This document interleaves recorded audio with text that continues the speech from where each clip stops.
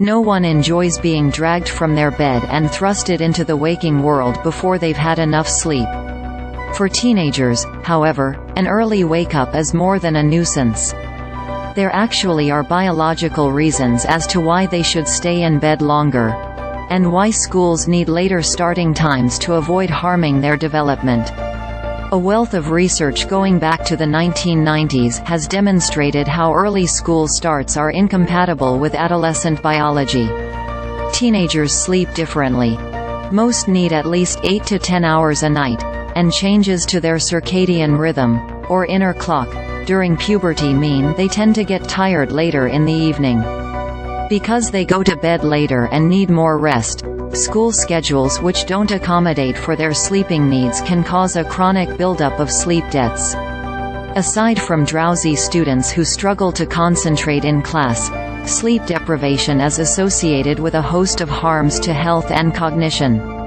Among other things, it can lead to decreased brain power, increased risk of obesity, mood disorders such as depression, suicidal thinking, and a higher propensity for risk-taking.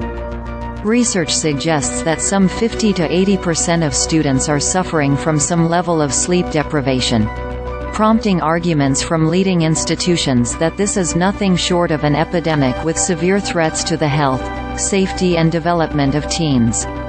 A global issue, but particularly pronounced in Asia is not alone in having sleep-deprived students. Most schools around the world still fall short of recommended start times, which range from the 8:30 a.m. start suggested by the American Academy of Paediatrics, to the 10 to 11 a.m. start recommended in this joint study by the University of Oxford, Harvard Medical School and the University of Nevada. However, high competition and pressure for academic success mean that Asian schools tend to have more demanding timetables, less holidays and heavier workloads than their international counterparts. Starting times for European and American students vary between 8 to 9:30 a.m., and finish between 3 to 4 p.m. In comparison, the school day in Asia starts between 7 to 8 a.m., and finishes around 4 to 5 p.m., depending on the country in question.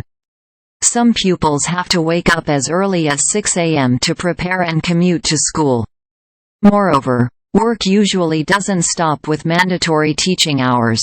With good grades seen as a crucial pathway to landing in good universities and finding success in later life, high schoolers in Asia frequently attend extensive tutoring after school to prepare for exams, as well. But that's not all. Once they get home, they also spend a large amount of time on homework.